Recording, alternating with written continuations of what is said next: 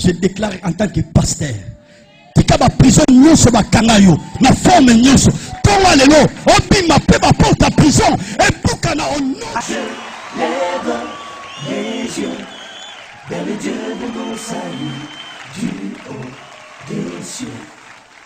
Il voit ma peine, il étend sa main quand la mienne s'est perdue et me ramène. Je lève les yeux vers le Dieu de mon salut du haut des cieux. Il voit ma peine, il étend sa main quand la mienne s'est perdue et me ramène. Je lève les yeux. Te disons merci, Dieu véritable. Ce moment, Père, soit béni. Nous sommes devant toi et devant ta présence. Nous avons, Père éternel, besoin de ton esprit, nous guide et nous oriente du début jusqu'à la fin. Je bénis ta gloire et ta seigneurie et ta majesté. Je m'oppose à toutes les forces qui ne confessent pas ton nom. Que cela soit nihilé sans effet au nom puissant de Jésus. Béni sois-tu, Père éternel, le Dieu qui vit et qui règne à jamais. Au nom de Jésus qui est l'auteur de notre salut, j'ai ainsi prié. Amen. Est-ce qu'on peut acclamer pour la gloire de Dieu?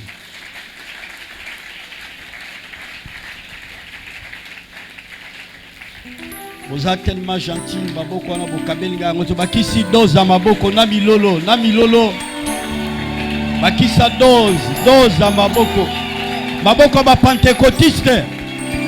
Maboko ba pentecôtiste. Maboko bana na Nzambe. Maboko bato ba ena tonga le pete Nzambe asala bango bolam. Nazoka maboko na yote. Bakisa dose à Maboko wana. Alléluia, alléluia, alléluia. Il est le roi des gloires, le Seigneur des Seigneurs. Son nom c'est Jésus, Jésus, Jésus, Jésus. Oh, il est le roi, il est le roi. Chantons. Le roi, le Seigneur des Seigneurs. Son nom c'est Jésus, Jésus, Jésus, Jésus. Oh, il est le roi, il est le roi, il est le roi, le Seigneur des Seigneurs. Son nom c'est Jésus, Jésus, Jésus, Jésus. Oh, il est le roi. Mais ça deux ou trois personnes pour que c'est Zamba Pambolayo. Saluez frère Azapembe, frère Azapembe, Pambolaye. Merci, merci, merci beaucoup. To tangi écriture rapidement Deutéronome chapitre 20. Deutéronome chapitre 20, to bandi na premier verset. Oui, to suka na 4 verset to tempo na reste pas parole to sa lecture. Telema bipayoza. J'ai la parole de Dieu au nom puissant de Jésus. Lorsque tu iras à la guerre contre tes ennemis et que tu verras des chevaux et des chars, un peuple plus nombreux que toi, tu ne les craindras point. Car l'Éternel ton Dieu qui t'a fait monter du pays d'Égypte est avec toi. Et avec toi. C'est merveilleux. À l'approche du combat, le sacrificateur s'avancera et parlera au peuple. Il leur dira, écoutez Israël, vous allez aujourd'hui livrer bataille à vos ennemis. Que votre cœur ne se trouble point. Que votre cœur ne se trouble point. Soyez sans crainte, ne vous effrayez pas, ne vous épouvantez pas devant eux. Car l'Éternel votre Dieu marche avec vous pour combattre vos ennemis, pour vous sauver. Que Dieu bénisse sa parole. Est-ce que tu as ta maboko pour la maluba ototangi?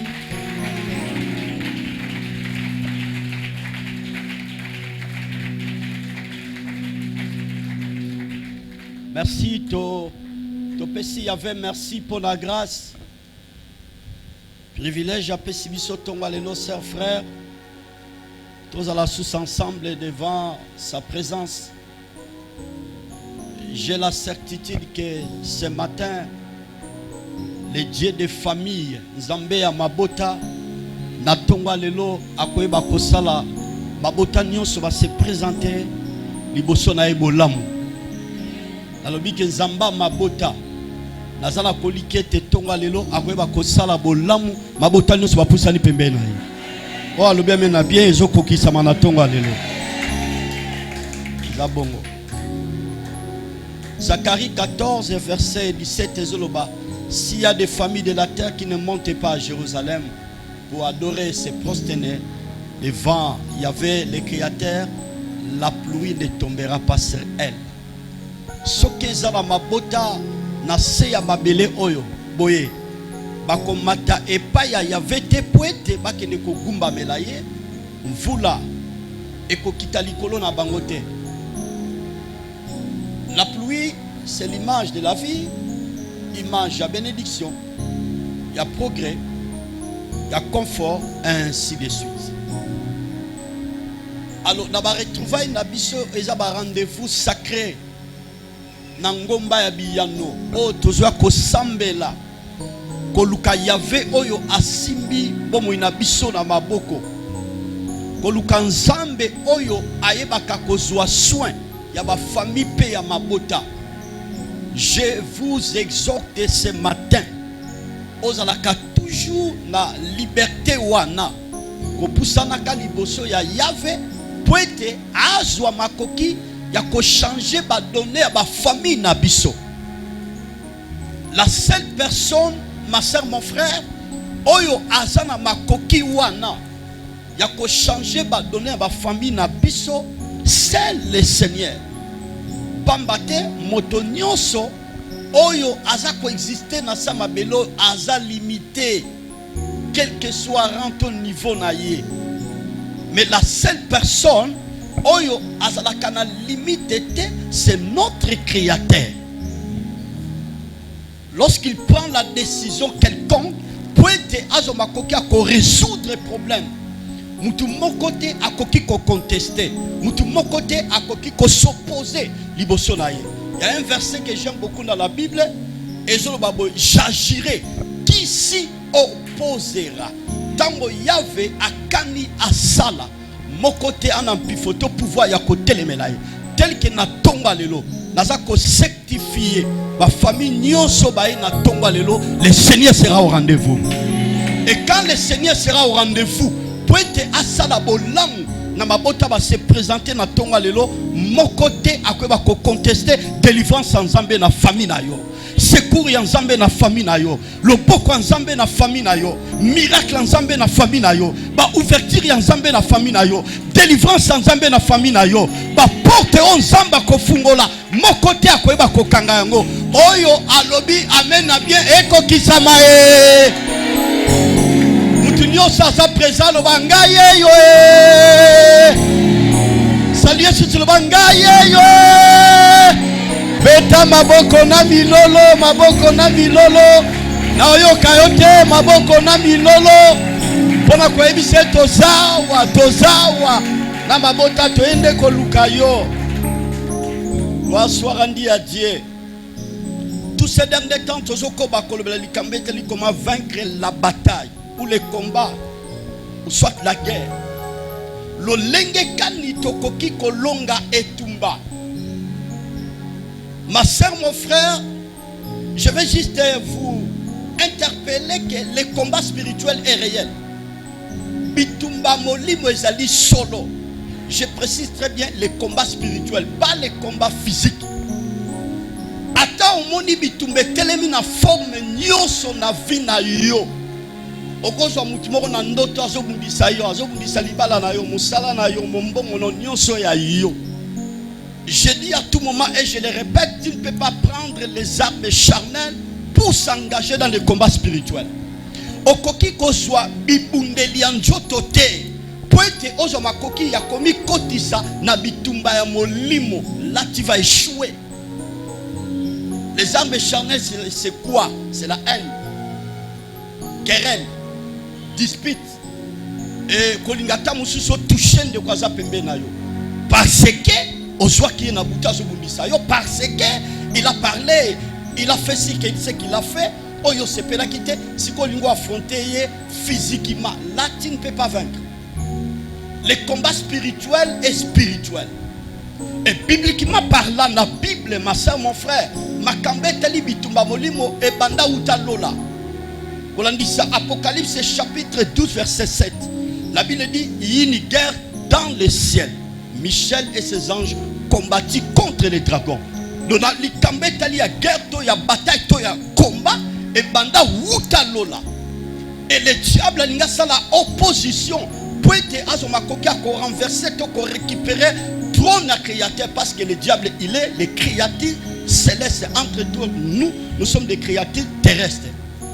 Donc Satan azali ekelamu ya likolo alinga bundisa mokeli alo mokeli atali ke akoki jamais ko se mesurer na ekelamu oyo asali azwi kaka bikelamu oyo ya ebaki kokela ya likolo ba ange pour être bazomakoki ko faire face contre le diable. Et Bible tatoli était le diable n'a pas colite na ye et ba ebaki ko vaincre bango pe bazala qui précipiter sur la terre. Et partant de là, ma soeur, mon frère, le combat spirituel est bien kobanda. Et n'a pas interpellé conscience à moutunio so a tie matambe na tomba lelo. Ce qui o s'engagé na likambe telia bitumba yebaka ngo kolonga te parce que mokilo tozo vivre nango le monde par lequel le monde dans lequel que nous vivons, ma soeur, mon frère, ezako konjama pas Satan. La Bible dit le monde entier est sous la puissance du malin. Donc par là nous comprenons que c'est le diable qui règne, qui gouverne.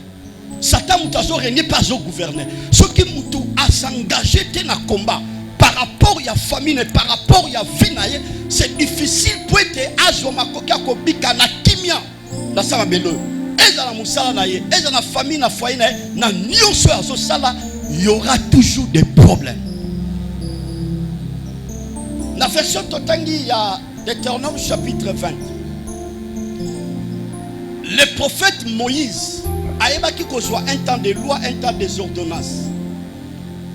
Et Sikawa a banni qu'on communique dans le peuple, il y a Israël. Le peuple choisi par l'Éternel.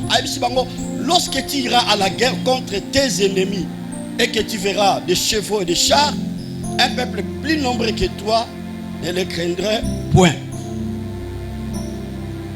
Tango okoyeba kokende na bitumba liboso ya bayini na yo ata omoni ba char omoni ba chevaux ata multitude de bateaux adversaires to benemi na bino bakoko se lever pona kobundisa bino bobanga te. Ici par rapport à ce verset na buku oy Moïse a bandi déjà ko évoquer likambo etali ya combat. Moïse a ça qu'on interpellé le peuple dans l'ikambetali à bataille. Moïse a ça qu'on interpellé le peuple dans l'ikambetali à guerre. Et en lisant la Bible, na kotanga kama komami, on peut remarquer que abandi kopé sabango stratégie, méthode à suivre pour être baso makoka ko vaincre bitumba yango.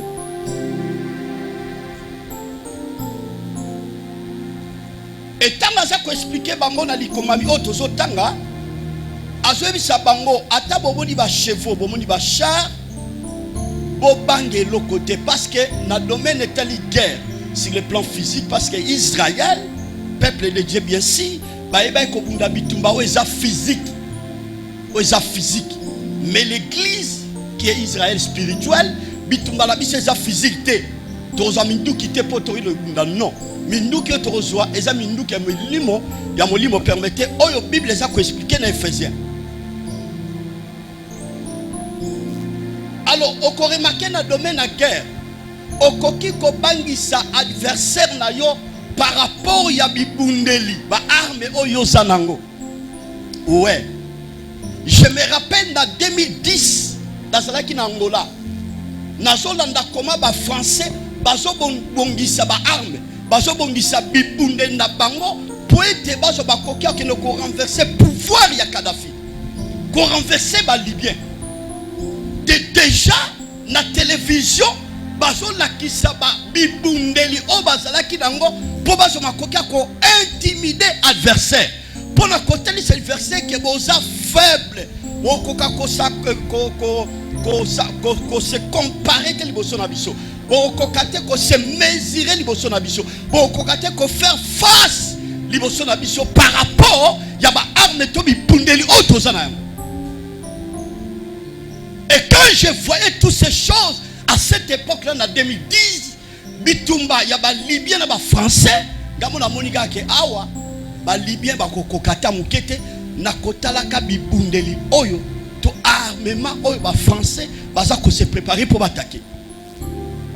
Là on a très bien. Ici par rapport à ce verset, Moïse en tant qu'expérimenté na likambo etele bitumba abandi ko averti ko bisa bango tango bongo kendaka na bitumba ata bomoni ba char ata bomoni ba chevaux po bangate pepa na pepa azora bien te pepa beta maboko pola lokum na nzambe wala beta maboko bien maboko bien bibundeli e bangi saka na likambo etali combat physique.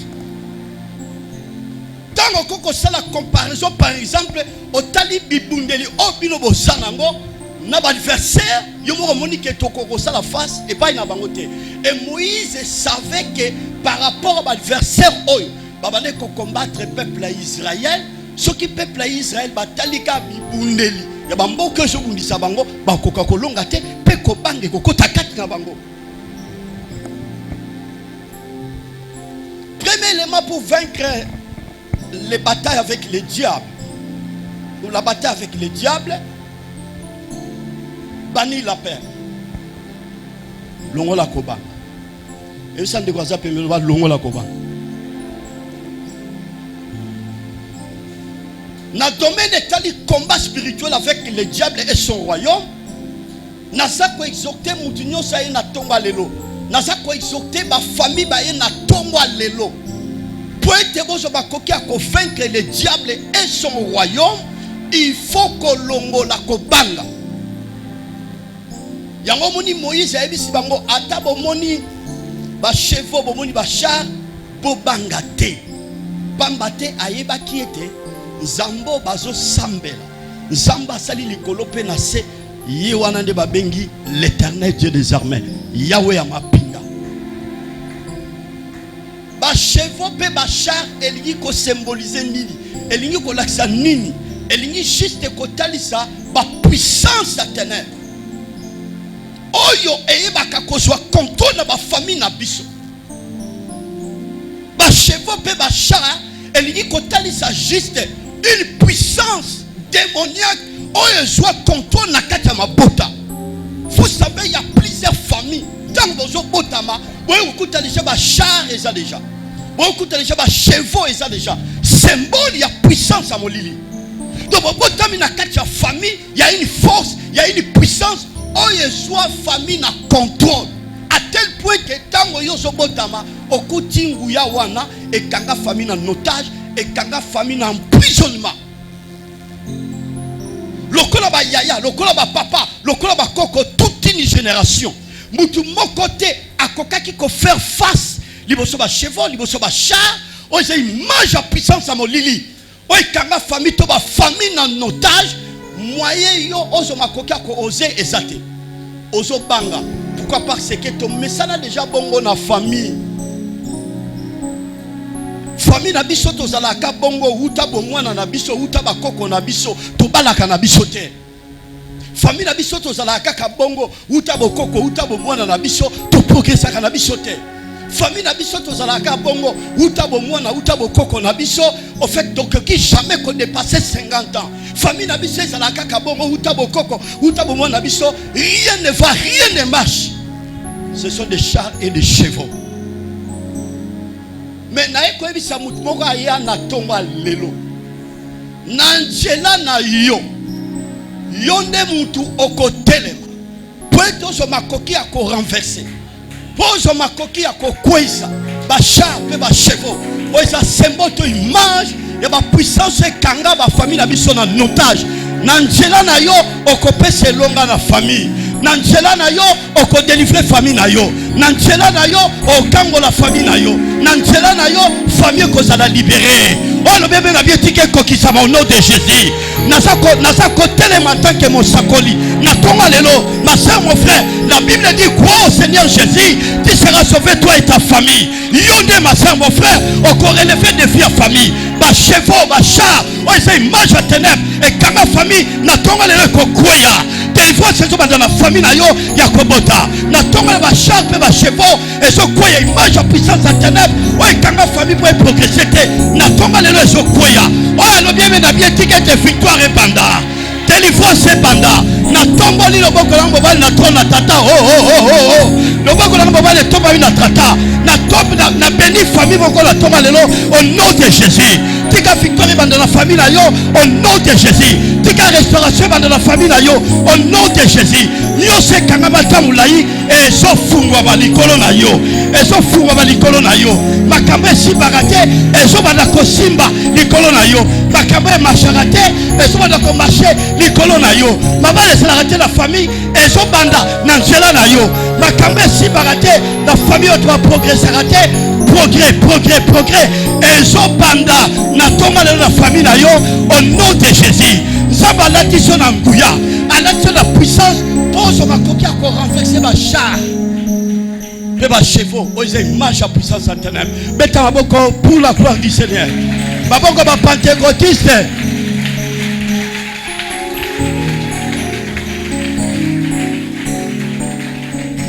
Et ça ne doit pas peper le long la robanga.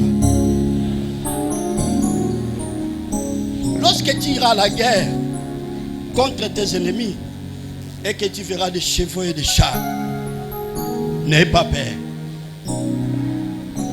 Tant que tu s'engages dans le combat, le combat avec le diable est permanent. Olingo ligate. Atayo kimiango ha. Yebango na mutu na bitumba na Satan est permanent. Yango moni Yesu asoloba. Délivre-nous du malin. Délivre-nous du malin. Ça n'a rien à voir avec des liens. Ça n'a rien à voir. Et il y a juste kotali sakenkolo na bitumba oto zango na Satana pesa biso longa. Na bitumba oto zango na Satana kangola biso. Na bitumba oto zango na Satana tozo makoki a ko renverser pe ko écraser Satana pambate yum tolonga Satana ekulusu.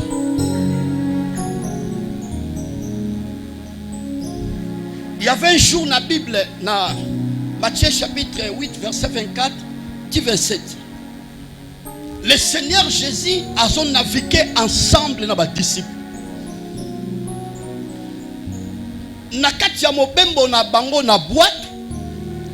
Bible tatolié te mo pepe tomboki. Mai pe tomboki. Et ba disciples sika ko bange kota kikati na bango. Et tant que bange koti kati na bango balamusi Yesu. Tant balamusi Yesu alamuki mbalamoko apesi mitindo na mai pe apesi mitindo na mopepe. Tantôt ndeko ye na tongwa lelo na kati ya famille na yo, il y a un vent qui souffle. Et ça mopepe zo souffle, il y a pas problème. Mon pépé zo soufflé, il y a maladie, ils ont frappé famille. Mon pépé zo soufflé dans la famille, ils kaboli famille. Papa la maman bazo au Canada, ba yepe ba leki bazo au Canada, il y a un vent. Il y a un vent qui souffle dans la famille na yo. Rien ne va, rien ne marche. Dans la famille na yo, il y a un vent qui souffle. Chaque boutou bola la raté, ceux qui boutent indi, il y a la peur, il y a kobang et zo dans la famille. Pourquoi? Parce que vous serez visité par l'esprit mauvais. Enfin, ils ont soufflé. Mais les camarades comme moi, yekoli, babosana kike bazaki na moto babengi mutumu kwabu. Babosana ki bazaki na moto kati na bango, osala makoki ko changer ba donner. babosana kiete basana moto asala makoki akopesa bango elonga na ngonga nyonso babosana kiango nalingi te obosana ndenge bayekoli babosana kike kola zana yo quel que soit vent quel que soit mon pépé oyo so souffler na kati ya famille na yo yebaka yango le Seigneur est avec toi. Pépa. Et en lisant la Bible, vous allez remarquer que le Seigneur Jésus, il a prononcé, il a parlé. Et tant qu'il y a koloba, mon pépé, mai, et il ko calmer. Tant mon pépé na mai et se calmer, ba antoma batali, ba apostole batali, mota modèle nini oyo, na mon pépé, na mai zotosaye. Na eko ebiso na tongwa lelo, lokolo eko luka kolo nabiyano. La source intarissable, quel que soit ma charpe et ma chevaux. Oeza na kati ya famille et télé ma famille. Et kanga famille na otage, na tongwa lelo. Le Seigneur Jésus a kozala na rendez-vous pour na ko arrêter le kwana. A kozala na rendez-vous pour na ko écraser ma force wana. A kozala na rendez-vous na tongwa lelo pour être apesa elonga na famille. Nous combattons pas pour avoir la victoire, nous combattons dans la victoire. Ce qui est moutoura zawa, à ce moment on a déjà victoire na kati ya ndaku na ye, victoire na kati ya famille na ye, victoire na bobali na ye, na mwasi pe na bana. Alors ba Seigneur ngaye yo. Non pas avec force, ngaye yo, na ce moment la victoire. Ce qui ça yo, ce moment la victoire, il y a ma victoire au nom de Jésus. Na déclaré en tant que prophète, victoire est contre la kati ya ndaku na yo.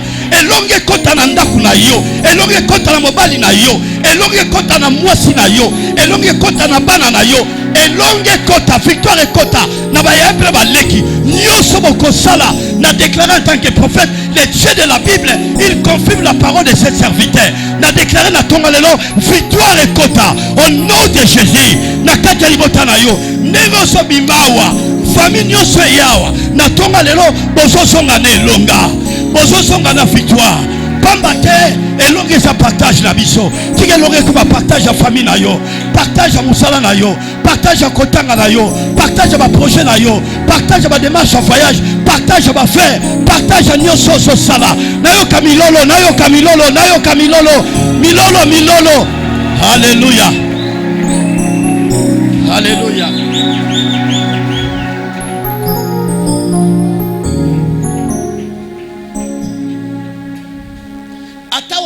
Telmisi ba charpe ba chevaux n'aie pas peur. Yawazali pole nanga ekobika nanga ngai nakobanga ona nilisusu awose yawazali pole nanga ekobika ngai nakobanga ona nilisusu awose ata ebele aba bakozingela ngai mondimi na Yesu ngai nakolonga se na kombo na Yesu bango bakolembanga ata ebele aba bakozingela ngai mondimi na Yesu ngai nakolonga se na kombo na Yesu bango bakolembanga ezali pole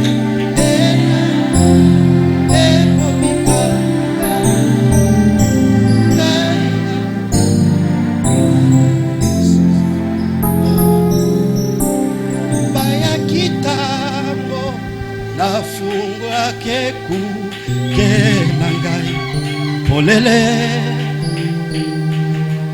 basalaki nyonso oba koisa bomoi nangai na molili kasi molimo azongisi elikia na motema loyebo ya sika na monoko nanga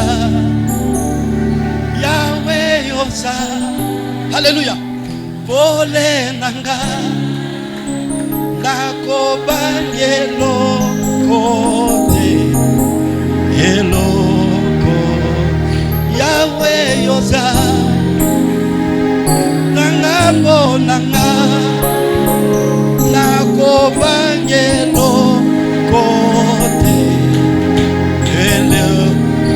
okomisa mutu moko ya waza pole na yo ata batelemisi bachar mpe bachevaux bakolonga yo te bayini bakotelema bakoya na nzela moko na deklare na tonga lelo bayini na vi na yo ya famille na yo bapanza makita na bango na tonga lelo na bondeli au nom de Jésus bazala dispersé. Le Seigneur Jésus a s'élevé comme le vaillant guerrier, a s'élevé comme la lumière du monde pour la chasser ténèbres nyonso ekanga vi na yo ekanga famille na yo oyo alobi eme na bien et c'est réalisé.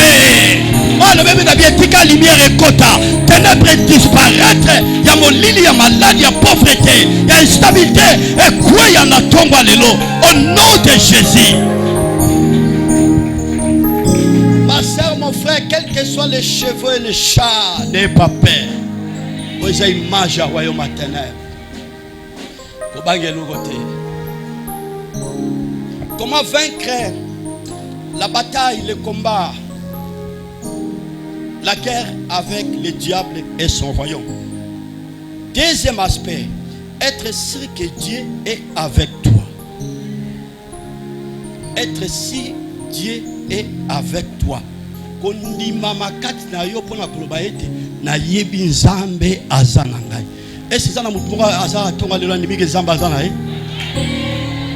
Na yo ki obiente. Est-ce que ça na mutu azondima na tonga lelo ke nzambe azana e?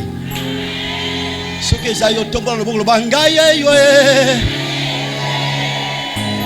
Maloba o eza déclaration mo eza fort tonga lelo avec conviction loba ngai yo e. Beta maboko na milolo, maboko na milolo.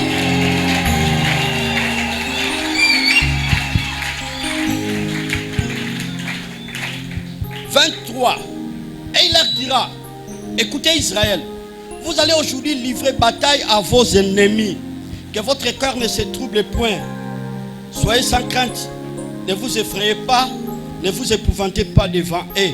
Car l'Éternel, votre Dieu, marche avec vous. L'Éternel votre Dieu marche avec vous pour combattre vos ennemis, pour vous sauver. Il faut que la circonzambe azananga atabitumba etelemi na forme nyonso assurance wana assurance na ser frère il faut que la nzambe azananga atakombe etelemi na forme nyonso ba charpe ba chevaux oza image à force à ténèbres okoko telema na vie pe na famille na yo kati na yo il faut qu'on rassure que nzamba zananga. Le Seigneur Jésus a confirmé ba disciple na ye na Matthieu 28 verset 20 abi et voici je suis avec vous jusqu'à la fin du monde. Tala sikawa nazana bino elongo kino suka na ekeke kino suka ya mokili. Na ebisi mutu aye na tongo lelo quel que soit ba chevaux quel que soit ba char oza semboto image à royaume à ténèbres na tine tali bomo ina yo to famille na yo yebaka yango ke nzambe azana yo. Il faut kati na motema na yo assurance wana ezala ozana bondima na koloba ete nzambe azana ngai yebisa ndiko aza pembe na yo nzambe azana nga. Ouais ouais soki nzambe azana yo nani oyo akoki kolonga soki nzambe azana yo quel que soit ba chevaux to ba char oza image à royaume à ténèbres oza image à Satan et kolonga yo ata mukete et ko soma koki ko écraser ni vie na yo ni vie ya mobali ya mwasi ya bana ya famille mobimba pamba te ma sœur mon frère nzambe azana yo pamba te nzambe azana kati ya famille na bino lokola nzambe azana yo nzambe azana kati ya famille na bino na tonga lelo ennemi nyonso atelema Satan oyo atelema image ya ba chevaux pe ba char ya royaume à ténèbres na tonga lelo kolonga bango pamba te nzambe azana yo longo. Simba tshalo boko na motema loba nzambe azana ngai longo. Romains chapitre 8 verset 31. Si Dieu est pour nous, qui sera contre? Soki nzambe azana nga quel que soit ba charpe ba chevaux et quoi soki nzamba zananga quel que soit molili ekanga famille na biso il y a toujours des problèmes maladie et ba ko arranger famille bato ba progresser à côté. Koufa isa permanent na kati ya famille après 2 ans il faut muta koufa. Il y a des problèmes ils ont déstabilisé famille. Soki nzamba zananga nazana pouvoir makoki ya ko affronter ba chevaux pe ba char ils a semboto image ma soeur mon frère il y a Satan et son royaume ils a coopéré na kati ya libota na yo. Soki nzamba za pona yo, soki nzamba za pona famille na yo bakolonga ta mokete. Nalingi tonga lelo parce que nalingi tokota na prière pour to sambela ma soeur mon frère.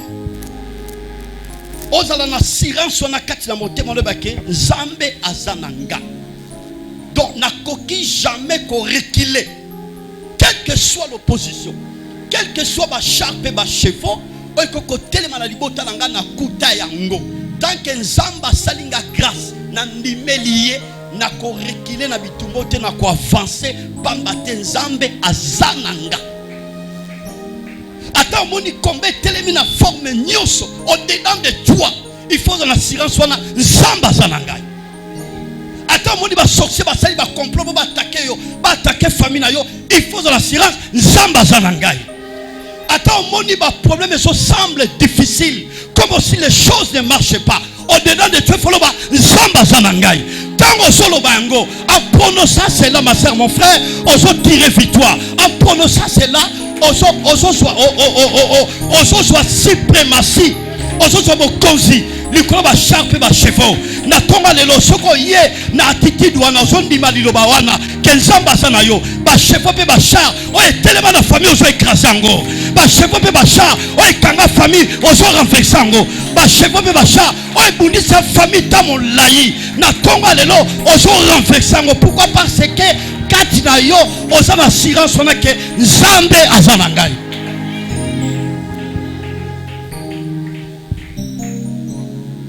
Bien ekosakana te nzambe azana yo. Soki nzambe azana yo porte moko te kokangama.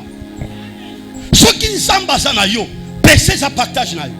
Soki nzambe azana yo succès za partage na yo. Soki nzambe azana yo avancement za partage na yo. Soki nzambe azana yo ma soeur mon frère élévation et ça partage na yo. Soki nzambe azana yo changement et ça partage na yo. Soki nzambe azana yo mariage et ça partage na yo. Soki nzambe azana yo fécondité et ça partage na yo. Na termine na tonga le parce que nzambe azana ngai.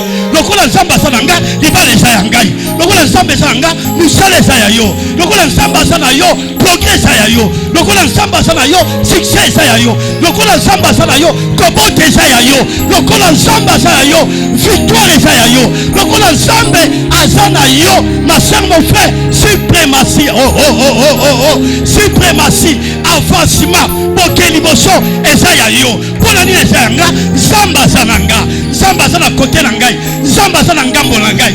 Lokola nzamba zana ngambo na ngai ba charpe ba chevaux ba kokweya bonini no setelema na famille na ngai ekokweya bondoki no sa famille na ngai ekokweya bondoki ya quartier bundisa ka famille na ngai ekokweya bondoki no se bundisa ka bisika na zoteka na osa musala ekokweya puke ekokweya nzamba zana ngai nzamba zana ngai. Alléluia. Oh le bébé na pied wana azala béni au nom de Jésus. Beta tolo le banzamba zana ngai. Alléluia. La clôturer. Josué chapitre 1 verset 5. La Bible dit ceci. Ni ne tiendra devant toi tant que tu vivras. Je serai avec toi. Et ça, mal fait. Makoma melobi boy. Mutu mon côté akoki côté le maliboso na yo. Na mikolo nyonso ko bikaka na sama belo. Quelle assurance. Quelle assurance. Mutu mon côté akoki côté le maliboso na yo tant que okozalaka na bomoi. Quelle assurance. Donc ça signifie ata ba char et tellement la famille ba chevaux o isa image à molili tant que ngai elali nzamba bibisika na famille wana ba char pe ba chevaux kokoya Oui.